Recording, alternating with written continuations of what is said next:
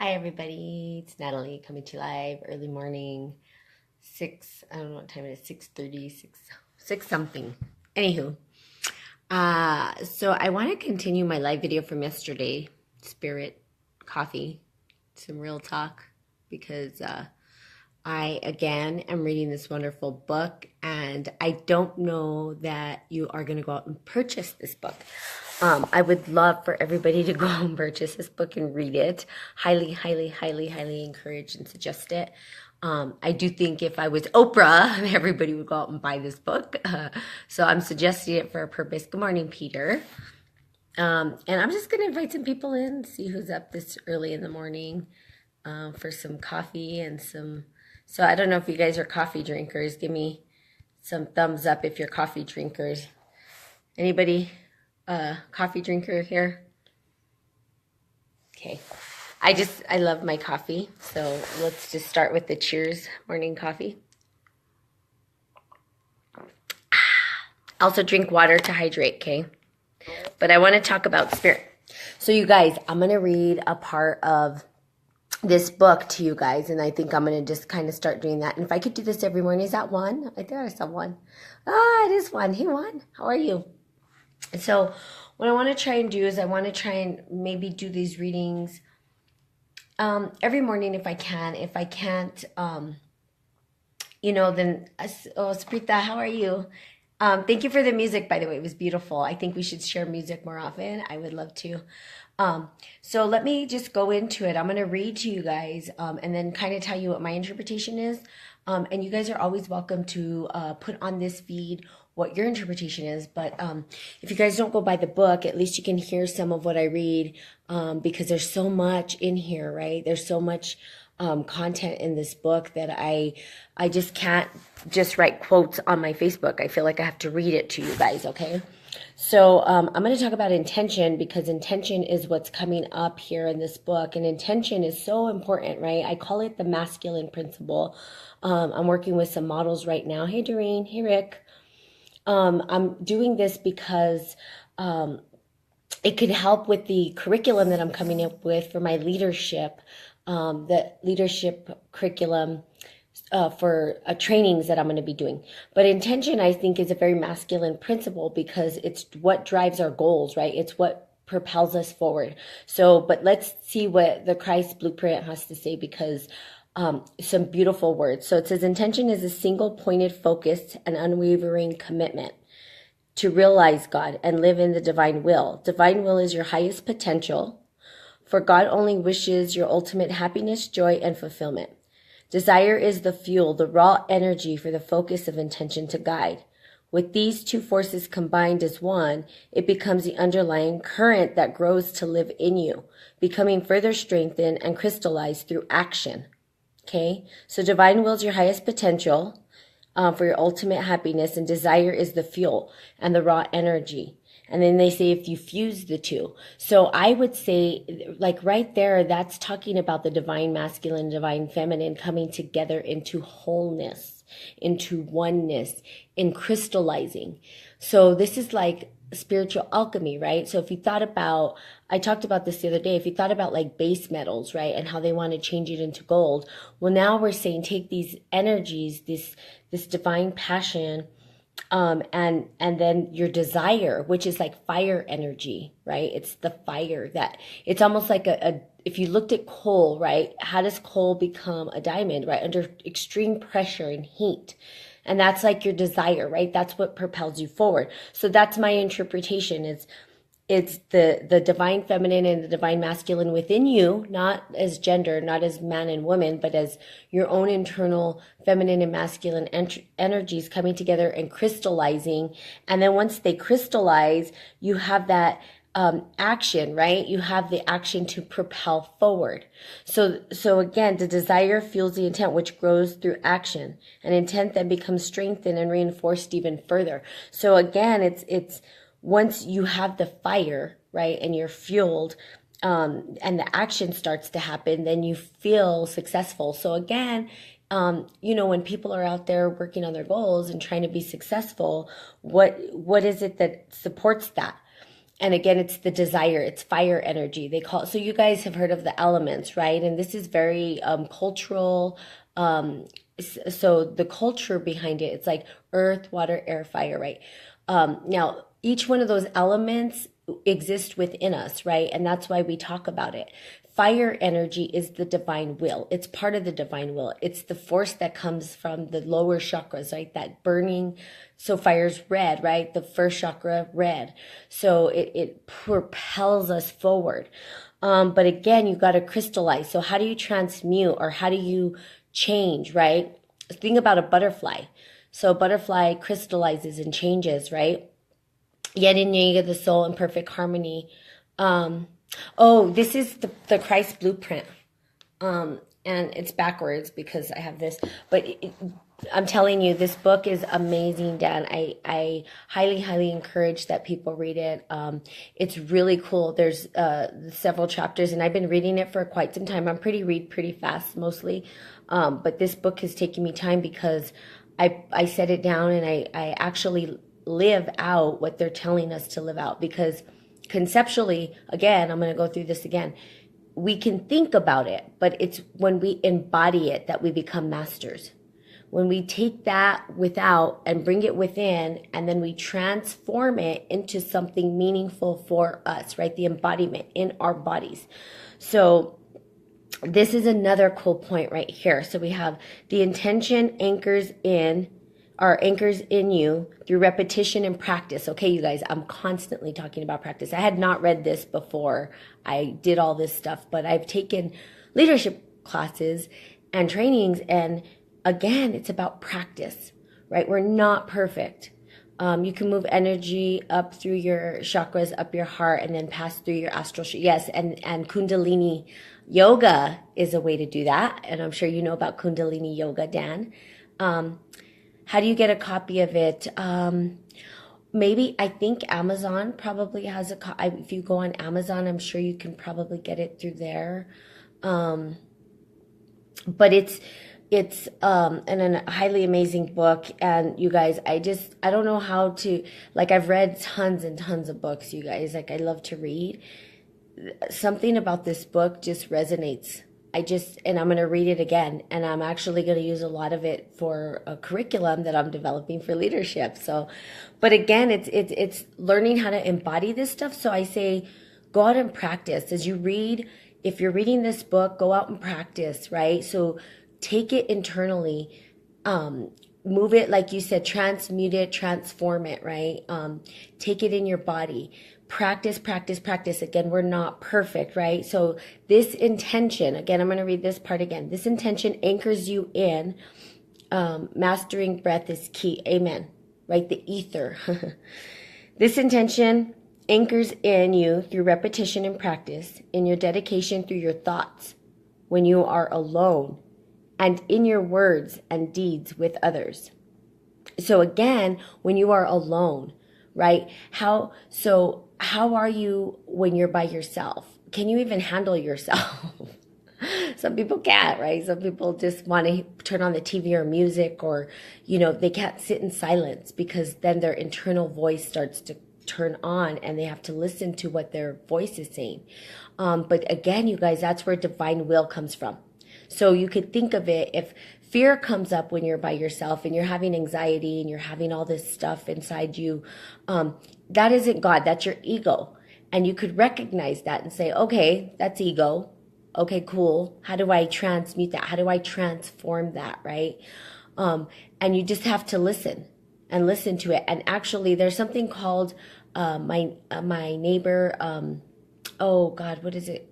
Katie Byron, I think is her name, and it's called My Neighbor. But what it does is it asks you to embrace your fear. So if you're having trouble with somebody, say the words, I look forward to them disrespecting me. Every day, I just look forward to it, and learn to embrace your fear. That way you can move past it or forward. So it anchors you. So as this underlying energy settles into your being and way of life, you acquire guidelines in your life to magnetize your intention to you. So here's where mastery comes up, you guys. Okay? When you're underlying energy settles into your being and way of life. Now, way of life means it's habit, right? It's habitual, right? These are habits that you form. As you practice, you form habits. As you form habits, you start to magnetize. That's what they call the energy vibrations that come toward you, right? And so what ends up happening with a master is if a master said pen, a pen would just fall from the sky, right? Like that. So you were asking, like, how are people so successful? How do they draw these energies toward them? And that's why I like this book, because The Secret, okay, so people have read The Secret, and okay, the book is good, but there's a lot of things missing that help you to propel that forward. So just thinking about something isn't going to make it happen, right? You've got to have some action behind it. There's got to be some movement in order for that to happen. So setting goals and practicing. Again, we're beginners. We fall off. We make mistakes. It's okay. You know, there's nothing wrong with making a mistake, but we know what didn't work. So now we know what does work. And so oftentimes when people find success, people don't see what's happening in the background for them to get there. And there was a lot of failures. And you guys hear that in all, I think Will Smith has a good video on that. You guys can watch that. But, you know, there's a lot of good videos on there that says, you know, you got to fail. If you want to succeed, you have to fail. And you got to be okay with failing. And there's nothing wrong with failing. We've learned failure our whole life. So we're kind of pros at it when you think about it, okay? Intentions are also important in everything we do. It's all about positive or negative intentions in all actions, thoughts, prayers, etc. Yeah, and I will take it a little further and say maybe there's no negative or positive, more like, well, I guess we could call it negative and positive, but they're part of the same whole is how I say it. So bringing wholeness back, because happiness and sadness are part of the same continuum. And when we bridge the two and crystallize it, okay, I always talk about inside out. I don't know if you guys have watched the movie Inside Out, and there's a point, thank you, Dan, I appreciate that. So there's Inside Out, right? Where if you watch that movie and you see how she's happy, positive, or quote unquote positive, and then all of a sudden sadness is taking over, right? And happiness is saying, no, what are you doing? Like all the emotions. But what happens at the end of that? What happens at the end of that is she realizes that sadness and happiness are part of the same thing. Like it was sadness that fueled her happiness. So again, you guys, lower and higher vibrational frequencies and energies. Yes. So crystallizing the two, that's what I'm here to say. It's not about it. So again, when we talk about the middle path, or we've talked about Buddhism and taking the middle path, okay, it's you guys being able to take the energies, okay, the two energies, the two extremes, and bridge them into wholeness, into oneness, crystallizing them, using both of them, understanding that they are the same, they are not different. And so that, and it's interesting, when you start to do this work, you'll understand, right? When you're present to it, you'll start to say, oh, okay, I get it. Like, I sometimes use my sadness to propel me forward, but after there's this happiness and joy and this peace and calm. Okay, so they're part of the same continuum. So how do you bridge them, right? That's how I get that. Again, you guys, totally welcome to put your stuff on here. And Dan, I thank you. Love Inside Out, still need to watch. Oh, it's such a good movie to watch. I mean, it totally explains how they're part of the same continuum. Okay, so let's keep going. So it magnetizes your intention to you, sometimes in unexpected ways that defy what you think you originally intended. Nevertheless, it's happening. Again, you guys, it doesn't show up the way. So you guys have heard those, like, it's on God's time, or God will decide how it shows up. The things that you are intending and moving towards don't always show up the way that you choose. And it comes in mysterious ways. So you got to be aware and present to the signs. So be on the lookout. Just be present, be open. Okay, all intentions have been created by God to lead us to God. Of course, the journey along the way can be littered with all kinds of diversions, for the road to hell is paved with good intentions. So we create our hell. Okay, here's my interpretation, right? What happens is we sort of like start this this is for me. I'm just talking for myself. I'm like, ooh, this sounds fun. Let's do this. And I go, la, la, la, la, la. I start walking, well, you know. Okay. And then I'm like, squirrel. Squirrel. And I'm like, no, wait. I can't be doing that. Like, I've got to stay focused on what I'm trying to create. And then also you'll start to recognize that, again, we're separate, but we're one. We're individual, but we're different. And so what ends up happening is we get involved with relationships because we're people, right? And we're social. And sometimes we get caught up in stuff that's not serving us. Okay, so you got to be present, and those are the diversions that come in, right? And then we have good intentions, and we end up totally on the wrong side. So I say create a vision, create a vision for your life, and stick to that vision. And when you're off kilter from that vision, you can come back to it and say, okay, wait, does this fit within what I said I was? Have values, have virtues. Come up with principles for yourself, things that you truly know in your heart of hearts define who you are as a person. Okay, let's see. We'll finish this up and then we'll call it a day. Okay, true intentions constantly remind you of who you are. Okay, what you are here for and what desire is for. To be guided through intention, to realize you are one with God. Okay, true intention does not seek your word. And this is what I had wrote on my post, and a quote that I had wrote from this book. True intention does not seek your worldly satisfaction. It seeks and guides you towards satisfaction of the soul, which is everlasting. Okay, intention uses time wisely. Okay, yeah, I know. We start serving our own personal needs over God, for sure. And, you know, there's nothing wrong because we get to practice, right? That's why it's like, okay, well then anchor in and practice and repeat. So like these live videos, right? I've been doing these live videos for quite some time. And like you said, you see a difference. Well, it's probably because I've practiced. I've been doing it for a while. Okay, so then let's look at this. Intention uses time wisely. Time. Time is critical. I could go all day on time, right? Intention uses time wisely to realize your essence.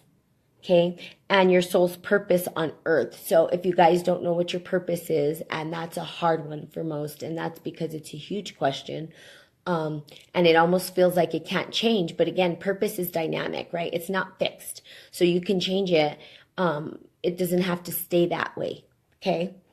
It does not seek for itself. Here we go, you guys. Listen to this. It does not seek for itself. Rather, it commits to giving for the sake of giving. And in doing so, reminds you of your union. And your union is your union with God. There you go. So, again, it's not wasting time, right? It's using your time with intention. It's looking at your time. Are you using your time on things that you truly desire, truly love, truly want to? And is it your divine will? And is it your purpose? And if the answer is no, then you get to look at that and say, how do I create something that does lead me towards my divine purpose, my divine will? And if you guys need support, you need help in actually that happening, or, you know, you need some coaching, some guidance, I want to hear your take. I want to hear your take on time. Let me know when you get, okay. Well, okay, I'll tell you, there's two spiritual currencies. I do this in my training. How you spend your time and what you pay attention to. Spend, pay. So we're spending time, right? But we can't purchase time. We can't buy time. We never get it back. It's always forward moving as we know it now. Now, I'm not saying that maybe we can invent something to go back. But right now, as I know it, it only goes forward. Okay. Now, the possibility of going in other directions, I'm sure that's there. The possibility's there. So it's forward moving. So how do you pay attention? So presence is important. Be present. One. Okay. And your intention, spending. Where are you putting your energy to? What are you putting your energy to? And are you getting the results that you choose to get towards your divine will, or your purpose or your goal? And we can go on for days about that. So I can do one on time.